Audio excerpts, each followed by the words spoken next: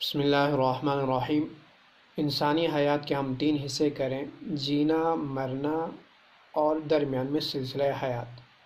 دوران حیات میں پائے جانے والی زیادہ تر عادتیں، رسمیں، رواج، چونکہ ان کے اندر مذہبی رنگ، عقیدے کی کیفیت اور پائیداری نہیں ہوتی، اس لیے وہ بدعت ضالہ بننے کی صلاحیت بھی نہیں رکھتے۔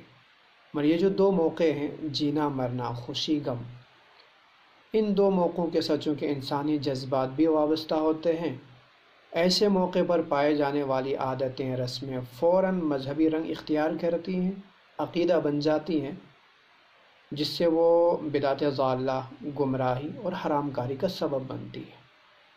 اور ان دو موقعوں پر مسلمانوں کے درمیان پائے جانے والی زیادہ تر رسمیں الیکٹرانک میڈیا کے ذریعے غیر مسلموں سے ہی پھیلی ہے۔ کلچر کی اونچ نیچ ضرور ہے، مگر بنیادی تصور ایک ہی ہے۔ اس لیے علماء کو چاہیے اپنے سے ریلیٹڈ علاقوں کی ان دو موقعوں پر خاص کر نگرانی کریں۔ بدعت کیسے بنتی ہے اور کس سے کہتے ہیں، انشاءاللہ دوسرے موقع پر اس کی تفصیل سمجھائی جائے۔ آج ہم بات کرتے ہیں میت کے غسل کی۔ یوں تو آج کے دور میں میت کو غسل دینے والے ملتے نہیں ہیں کہ نئی جنریشن یا تو اس سے مشکل کام تصور کرتی ہے، یا وہ موت سے خوف زدہ ہے تو میت سے انہیں وحشت ہوتی ہے، وہ یہ کام کرنا نہیں چاہتے۔ اس کا نتیجہ ہوتا ہے کہ پھر علاقے میں، پورے گاؤں میں ایک آدمی مل جاتا ہے اس طرح کا کام کرنے کے لیے۔ اب اس آدمی نے مختلف میتیں دیکھی ہوتی ہیں اور مختلف کیفیتیں دیکھی ہوتی ہیں۔ حالانکہ مرنے کے بعد، روح کے نکلنے کے بعد انسانی جسم خالص ایک مٹی کا تودا ہے، اور مٹی کے اندر جان کے نکلنے کے بعد تغیر ہو جانا، رنگ روپ کا بدل جانا، یہ قرین عقل ہے۔ اب وہاں اس نے کہیں کیفیت کچھ دیکھی اور کہیں کیفیت کچھ دیکھی، کبھی کچھ تبدیلی تو کبھی کچھ تبدیلی، تو اس سے وہ ایک نتیجہ نکالتا ہے اچھی اور بری موت کا، وہ فیصلہ کرتا ہے اچھے اور برے آدمی ہونے کا۔ وہیں سے اس کا گمان اور چیمی گوئیاں شروع ہوتی ہیں جو پوری دنیا میں پھیل جاتی ہے۔ حالانکہ روح کے نکلنے کے بعد انسانی جسم میں گوشت پوش اور سکن کے اندر جو ہارڈنس یا کمزوری ہوتی ہیں، اس سے کبھی تو تبدیلی جلد آ جاتی ہے اور کبھی دیر سے، اور کبھی کم تبدیل اور کبھی زیادہ، اور پھر موت ہے بھی وہ بھی انتہائی تکلیف دہ چیز۔ تو کیفیت کا تغیر کا ہونا یقینی ہے، مگر اس سے کبھی بھی اچھے اور برے کا فیصلہ نہیں کیا جا سکتا۔ مرنے سے پہلے یا مرنے کے دوران تکلیف کا ہونا، یا اسی طرح مرنے کے بعد رنگ روپ کا بدل جانا، یہ نشانی نہیں ہے اچھے اور برے موت کی۔ آپ علیہ السلام کی ذات اقدس، آپ بھی وفات سے پہلے ہفتہ ڈیڑھ ہفتہ بیمار رہے، بلکہ غشی جیسی کیفیت بھی رہی۔ تو تکلیف کا قطعاً یہ مطلب نہیں ہوتا، رنگ روپ کے بدلنے کا قطعاً یہ مطلب نہیں ہوتا کہ یہ اچھی اور بری موت کا ہم فیصلہ کریں۔ یہ میت کے ساتھ شدید قسم کی غیبت اور سخت قسم کا گناہ ہے کہ ہم ایسے موقع پر اس کے ساتھ بدگمانی کرتے ہیں جب وہ اپنا ڈیفینس بھی نہیں کر سکتا۔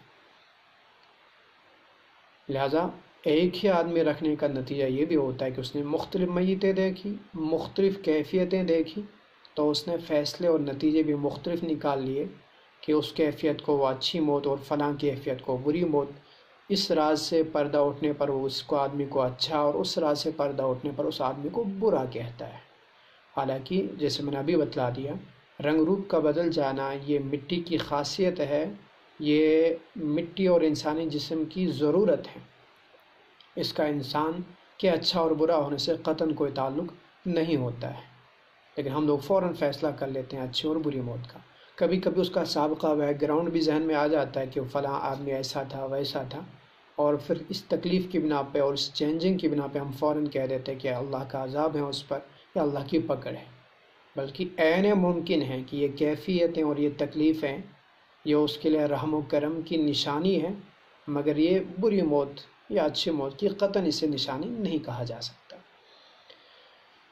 نمبر 2، یہ کوئی مشکل کام بھی نہیں ہے، انتہائی آسان چیز ہے۔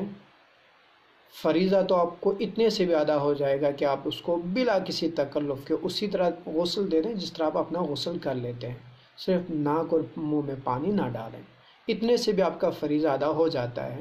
لیکن آپ اگر سنت کی پابندی کرنا چاہیں تو اس کے لیے آپ کو چند چیزوں کا لحاظ رکھنا ضروری ہوگا۔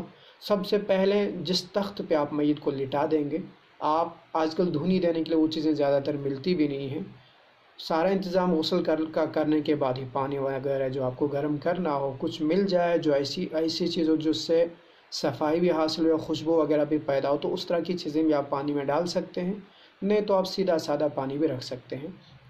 تو اس تخت کو آپ 3 مرتبہ کوئی بھی خوشبو آپ سپرے کریں، ڈال دیں، اس کے بعد میت کو اس پہ لٹا دیں۔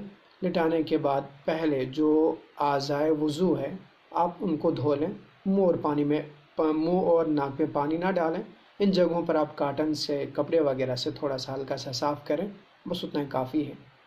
تو اس کے بعد آپ میت کو لیفٹ سائڈ نیچے کر کے رائٹ سائڈ کو آپ اوپر کریں اور رائٹ سائڈ سے دھونا شروع کریں، اور اتنا پانی ڈالیں کہ نیچے تخت تک پہنچ جائے۔ اس کے بعد پھر آپ رائٹ سائڈ کو نیچے کر کے لیفٹ سائڈ کو اوپر کریں، اور اس طرح سے لیفٹ سائڈ سے بھی آپ اسی طرح اتنا پانی ڈالیں کہ نیچے تخت تک پہنچ جائے۔ اس کے بعد آپ اس کو سیدھا بٹھا دیں اس طرح، اور تھوڑا سا آپ اس کو پیچھے سہارا دے کر کے تھوڑا سا کھڑا کریں، اور ہلکے سے اس کے پیٹ کو آپ مل لیں، ہلکا۔ اب اگر کچھ غلاظت وغیرہ ہے، کسی قسم کی کوئی چیز اندر سے نکل رہا ہے پیشاب کے راستوں سے، تو اسے آپ کاٹن وغیرہ سے صاف کر سکتے ہیں، کپڑے سے صاف کر سکتے ہیں۔ غسل کو دوبارہ کرانے کی قطعاً ضرورت نہیں ہے، اور یہ پانی آپ 3 مرتبہ ڈالیں تو وہ زیادہ بہتر ہے۔ یہ انتہائی آسان طریقہ ہے غسل دینے کا، کوئی دشوار کام نہیں ہے۔ اس میں خوشبو وغیرہ کا آپ استعمال کریں پانی کے اندر اگر ہو سکتا ہے آپ سے، ورنہ جو کوئی گھاس وغیرہ ایسے جس سے صفائی کے ساتھ ساتھ خوشبو بھی پیدا ہو، وہ چیز بھی آپ ڈال سکتے ہیں۔ صابن وغیرہ آج کل مہیا ہوتی ہے، اسی کا استعمال کرتے ہیں، اس کو بھی آپ استعمال کر سکتے ہیں۔ اس درمیان میں ایک اور چیز بھی یاد رکھتے چلیں، اکثر میں نے دیکھا کہ ہمارے سماج میں میت کے ساتھ جو کپڑے ہوتے ہیں اس وقت پہنے ہوئے، چونکہ انسان موت سے خوف زدہ ہے، تو اس میت کی ان چیزوں سے بھی وہ خوف زدہ ہوتا ہے، لہٰذا وہ فوراً اٹھا کر کے اس کے ان کپڑوں کو صدقہ کر لیتا ہے جو اس نے پہنے ہوئے ہوتے ہیں۔ صدقہ تو بہت اچھی چیز ہے، مگر مسئلہ ہے کہ لن تنالوا البر حتی تنفقوا مما تحبون، کشمیری میں ہم کہیں گے چوٹ گئے کل راہ خدا۔ یہ آپ وحشت محسوس کرتے ہیں ان کپڑوں کو پہننے سے، خوف محسوس کرتے ہیں، یا وہ ایک قسم کا وہ ایک نظریہ سا بنا ہوا ہوتا ہے، اس لیے آپ اٹھا کر کے مولوی صاحب کو دے دیتے ہیں، امام صاحب کو دے دیتے ہیں، یا اس غسل دینے والے کو دے دیتے ہیں۔ اب تو ہمارے ائمہ اور دیندار بھی ویسے نہیں ہیں، وہ بھی اسے خوف محسوس کرتے ہیں، وحشت محسوس کرتے ہیں کہ وہ اسے پہن لیں۔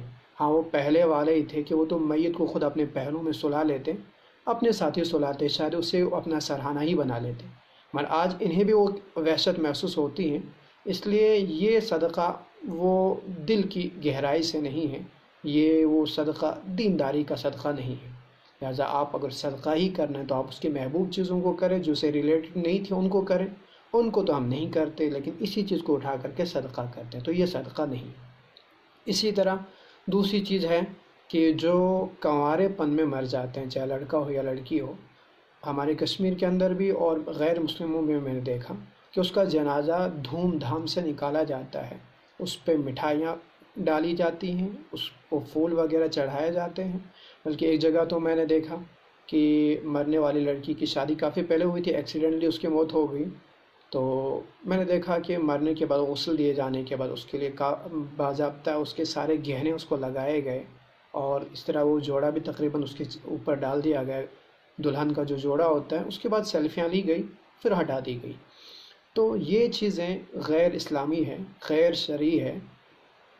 ایک جگہ میں نے دیکھا، شاید وہ میرا ویڈیو سنتے بھی ہوں، ایک اچھے عالم ہیں، ایک تعزیت سے ہم نکلے تو دیکھا وہاں، چونکہ وہ بھی کنوارے ہی مرے تھے، وہاں اس میت کے اوپر مٹھائی پھینکی گئی۔ اب مٹھائی پھینکے جانے کے بعد نکلے ہم لوگ تو بچوں نے اٹھائی، تو وہ مول سب بھی کہنے لگے کہ دیکھو یہ تو میت پہ پھینکی گئی، یہ مٹھائیاں کھا رہے ہیں۔ میں نے کہا نہیں کھائیں گے تو تب بھی تو غلط ہے، آپ کھانے پہ بھی برا کہتے ہیں، اور نہیں کھائیں گے تو تب تو یہ ضائع بھی ہو رہی ہیں۔ لہذا یہ غیر اسلامی طریقے ہیں، کنوارے پن کا جنازہ دھوم دھام سے نکالنا۔